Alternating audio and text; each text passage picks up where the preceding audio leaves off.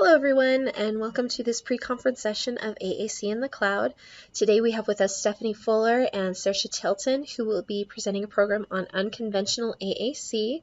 Both Stephanie and Saoirse have experience as AAC users, so they have a lot of insight and experience to draw from and be able to share with us. We hope you enjoy this session. Thank you.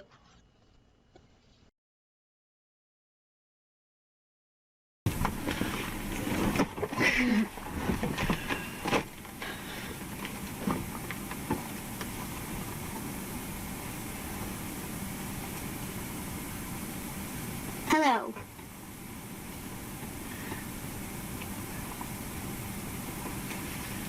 I am Saoirse. I am autistic and a full-time AAC user. I also admin a few AAC-based Facebook groups, and I also have my own blog.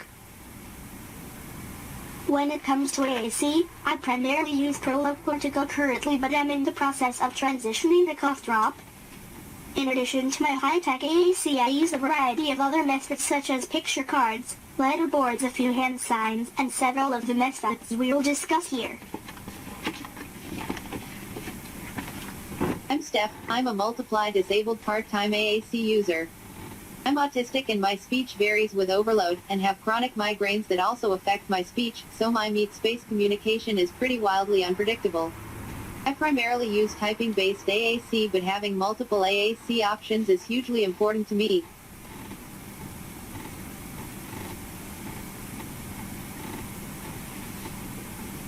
Today we are going to be discussing unconventional forms of AAC.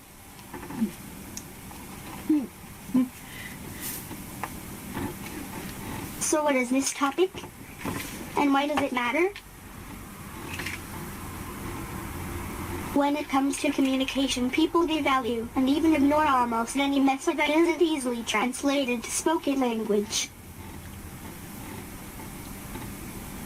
Most people believe, and will claim, that they themselves are not AAC users, or that they don't know any AAC users, because to them AAC is only things like PECs and high-tech apps and devices. They don't realize the vast majority are everyday tools and non-traditional methods of AAC, like music, YouTube, art, texting, emailing, and so on, are all methods of AAC they utilize and rely on every day. Many of these methods are even absolutely critical to the everyday-to-day life for everyone even. We will be splitting this into multiple major areas: AAC that is ignored, things that people refuse to see as communication, and AAC that is denied to be AAC, as well as touching on AAC which is often not thought of as a possibility by people who aren't using it as such. We will start with methods that are ignored. AAC is simply put as non-speech-based methods of communication. The key here is that it is communication that is not speech. It doesn't have to be complex. People generally tend to have a preference for spoken communication and speech, which leads to them having a lot of expectations from listening is good to things that when easily translated to spoken language are good. There are a lot of things that people do to communicate that we just deny communication. Communication is communication. The phrase behavior is communication is often repeated, and yet everyone seems to miss and overlook the communication aspect of this phrase. They seem to forget how people act is communication. What people do is communication. Sounds people make that aren't words are communication. Small gestures are communication, and while we aren't covering it in this, things like when someone is happy or stressed before or after going someplace is communication. Even if they seem fine at the place there and have communicated with you, you need to listen and figure out what's going on. There is so much communication you need to pay attention to and learn how to listen to. Let's discuss gestures for a moment. You don't need to use anything outside your body to communicate with others, and there are many advantages to using AAC which doesn't have reliance on external tools. People at least sometimes recognize that ASL is a language, but even when you aren't speaking a language that isn't English, pulling people around, pointing, miming, communicating through charades is getting things across, and is doing so in a way which has no need for carrying any additional objects which can be broken or lost.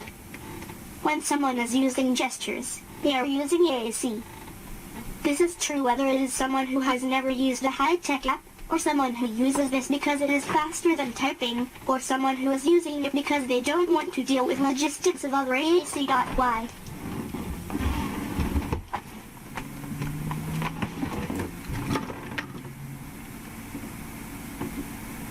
Grunts, noises and sounds, beat humming, ee, meows, do, taping, or a variety of other sounds. Grunts and sounds are just clear communication like everything here. They aren't always, but these can convey a lot of communication. This is one method I use regularly too.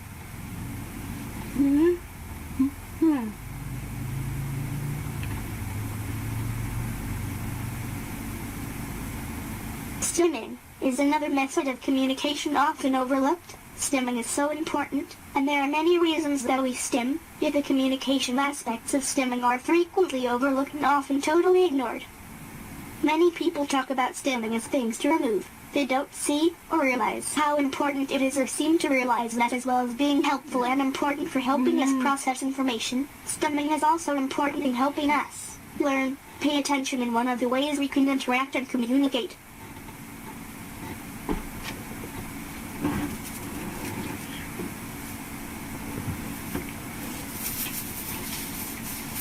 Different stems have different meanings for different people. Listening, learning, paying attention to what stems are saying helps to be able to pay attention to these communication channels, which pass a huge amount of information.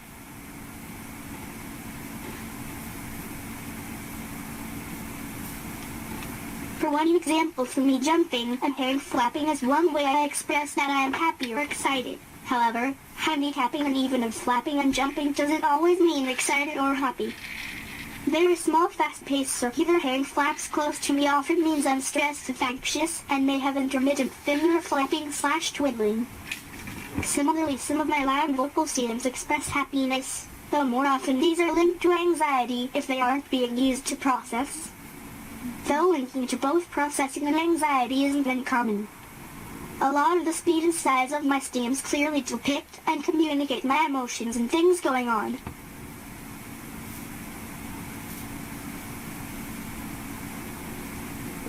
Pictures, just photos you take, not an organized system like PEX, is AAC.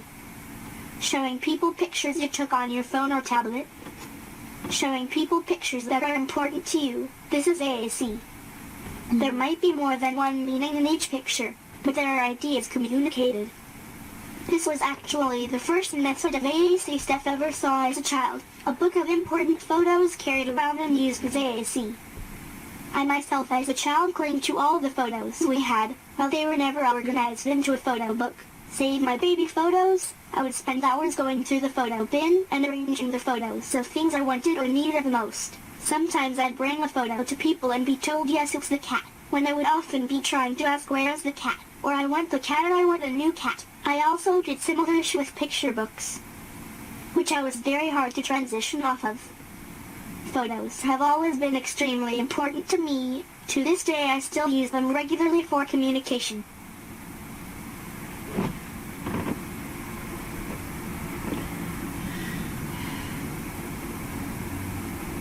Music is another extremely powerful form of AAC, though it can be harder to interpret for each person. Music has words, music has emotions, music has associations. Music has many ways in which communication occurs. Sharing songs is sharing ideas. Songs convey ideas, themes, thoughts and emotions, and is sometimes the most effective AAC method. Do not dismiss things from this form as just being a matter of, they like this song, and music and so on. There is much more communication that occurs than just I like this.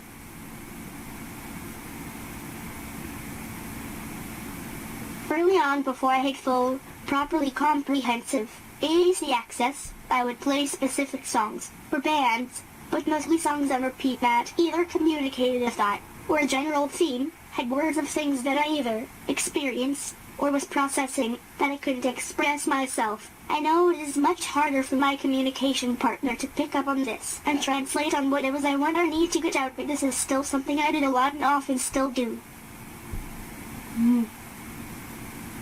YouTube clips. As with pictures and music, video clips share many ideas at once. This is AAC, be it playing a whole video or more often a scene or a clip. YouTube videos can and often are used as forms of AAC.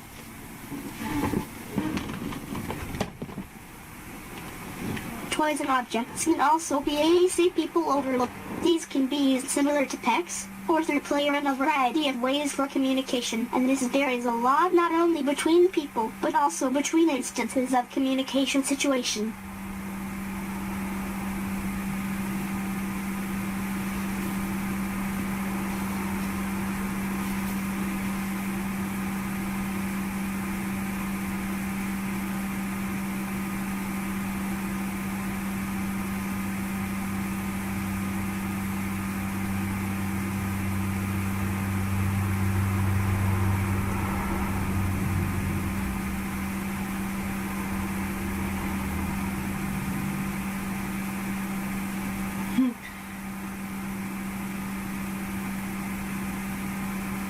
For example, point to crow, or handing my partner my crow might mean I want to go see or feed the crows.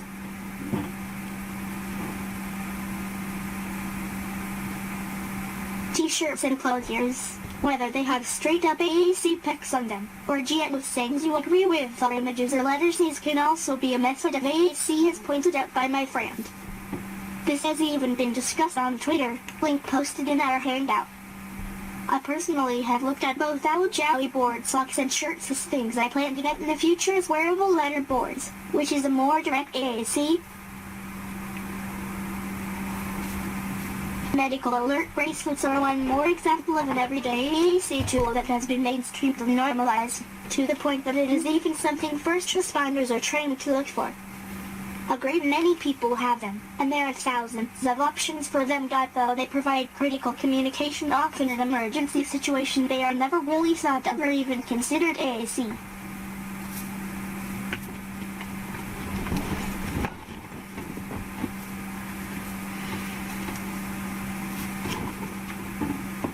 There's also a lot of AAC that exists that people deny being AAC because of widespread use. However, just because it is used by so many people doesn't make it not AAC. These are things that still are non-speech communication, that are alternative, that are augmentative, and that for some of us are the primary methods of communication we have. As technology has changed, what has become commonplace has changed. Things that were seen as unusual even a decade or two ago are things that are expected by non-disabled people now. Over the last few decades, more portable computers, smartphones and the internet have all dramatically changed our view on what we call AAC and how accessible high-tech AAC is. There are a lot of things which have become commonplace, which are non-speech communication. I often will point out when discussing AAC that when I'm online, people don't know that I am intermittently non-speaking if I don't mention it. I am just someone else on the internet. Being online already lets me type.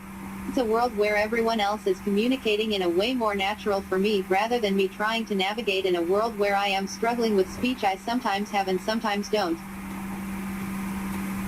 From phones to internet, we have been adding more common text-based communication. This doesn't change that having this text-based communication allows people to communicate who otherwise wouldn't. Commonplace nature doesn't make it not AAC. Now most people are texting more than making phone calls, it seems, and it isn't seen as any sort of alternative to speech or phone calls. It's seen as, of course, you text, but when you need it, it's very easy to see how texting is AAC. It means not dealing with text relay if you would otherwise do so. It's a way to contact people fast. And it is communication that isn't speech for everyone. Similarly, chat apps from IRC to instant messaging, from Slack to Discord, have changed how people interact in social groups, and it's assumed you are interacting with people online, but being able to interact with people online means being able to do things that otherwise can't be done. It means being able to develop friendships, being able to share information, being able to get more across, not only because online friendships are friendships, but because for those of us who need it and use it as AAC, sending messages to someone in the same room as you rather than trying to speak is more effective and gets more across, losing less in the translation to speech. Similarly, email, social media, and other non-real-time typing communication allows for typing to communicate to happen between people and has advantages including without the pressures of speed. These are more things that everyone just uses, and yet they have specific advantages for making communication easier, with extra ability to plan out what you are saying. AAC has advantages for everyone. I've known many people who have discussed how when even in an office setting with all their coworkers local, they have been getting more done with less stress as their workplace has increased online communications, because it isn't switching work modes as much to switch over to type to communicate as it is to switch to speech. They aren't thinking of this as AAC, because it is just something everyone is using, but in many ways it is.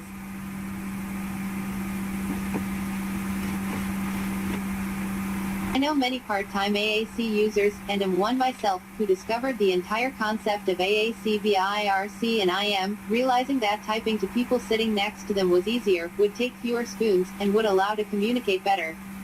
Adding on dedicated AAC programs makes sense for communicating with strangers, but what that really is doing is taking the advantages from the natural communication that already arises from interactions when the internet allows for the alternative of speech. Beyond just large-scale methods of communication through tech, how we communicate is also worth looking at. The assumptions that things are just what you do online has all sorts of things seen as not possibly AAC, when in another setting they would be medicalized, seen as wrong, and used as reasons to deny the humanity of people. Memes are a really simple place to start. Memes are images, so posting memes to reply to things means you are replying entirely with an image. When we were discussing communicating with an image earlier, people were having their communication denied. Now it is assumed to be just something everyone does.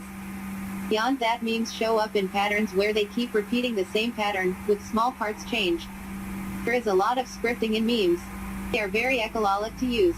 But when autistic people use scripting and echolalia elsewhere, it is seen as something that needs to be trained out of us and make us communicate like normal people. Here it is something everyone does.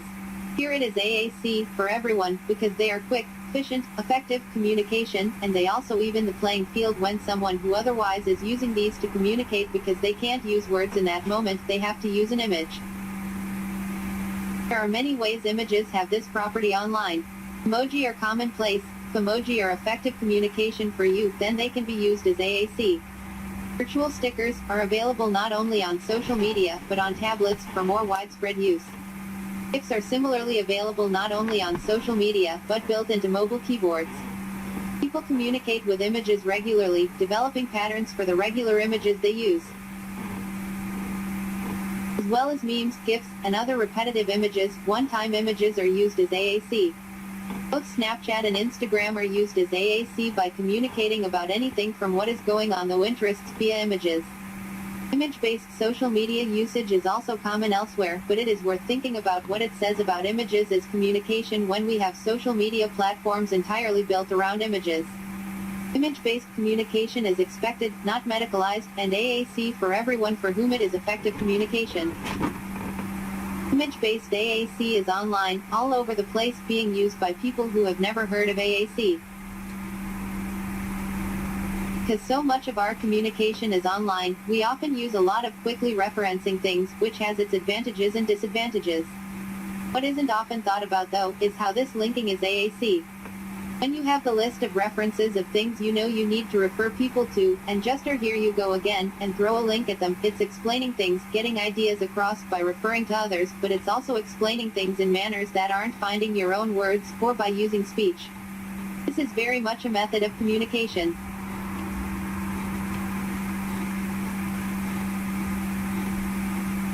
While this includes long articles about topics people might not have known about before, it also includes things like webcomics. I personally have a list of common XKCD links I use to point out problems with their arguments.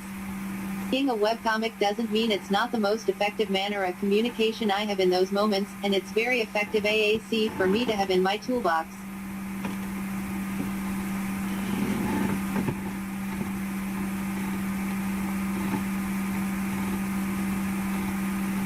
something is so common, it doesn't get terminology associated with disability. You need to recognize that doesn't mean that this doesn't affect how everyone communicates, and in particular it doesn't affect how people who sometimes, are always, it is in particular how they communicate. The internet is changing how communication works, but that doesn't make it not AAC. It is meaning that it's making speech at least a little bit less prioritized in our society, and if that could be happening faster, that wouldn't be fast enough. We talked about AAC that is denied, and AAC that is ignored, but there's also AAC that people just don't think of and don't use because they don't think of it. Really, what this comes down to is that any program used for AAC is an AAC program. Anything can be for AAC of it is used for communicating. When we think of AAC programs, we think of apps designed, advertised, and sold for AAC. That's not all that exists. Anything can be AAC. Typing in Google Docs can be AAC. It's available whenever you have the internet, you can have multiple users at once, and doesn't require anything beyond typing in a document. These all can be advantageous for AAC. Being online means you always have it when you have the internet, and even that you can go back to previous things you had said from other devices. Multiple users can mean that if you want someone reading while you are writing from another device, they can do so.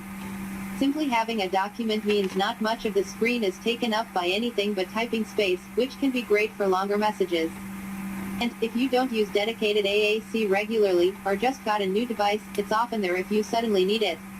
There are certainly reasons that people use Google Docs as AAC, and I know people who do so. Typing in Google Keep can be AAC. It's one of my methods of AAC.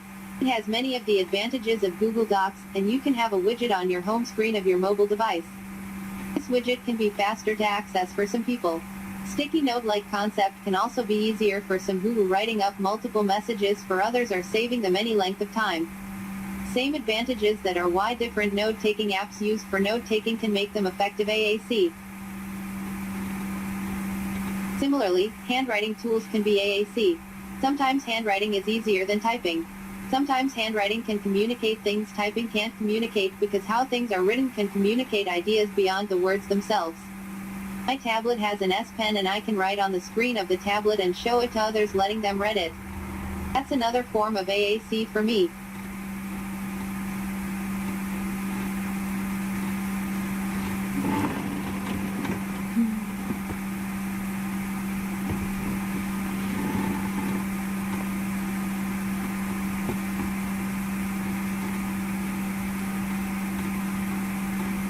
These aren't advertised as AAC.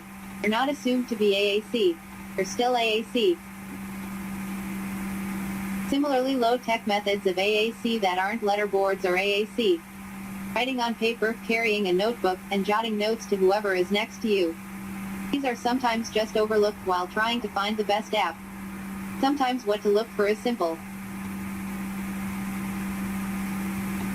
Or really, anything else. Anything someone uses to communicate is AAC. Drawing pictures, on paper or a high-tech device, it doesn't matter whether you are thinking about this as AAC, it doesn't matter if you have planned this out, communication is communication. Let communication happen, listen to communication, and recognize that not everything that is AAC is called AAC. In conclusion, AAC is everywhere, because communication is everywhere. Focus is often about what we call AAC, and not on what is effective for people to communicate with. These are only a tiny portion of what else there is, because people communicate how they communicate, and we could never touch on everything. When looking at helping others, pay attention, and listen, and when looking for yourself, use what works, you don't need to use what others expect. AAC is good, and there are a lot of options. And everyone communicates without speech. Some of us just more so.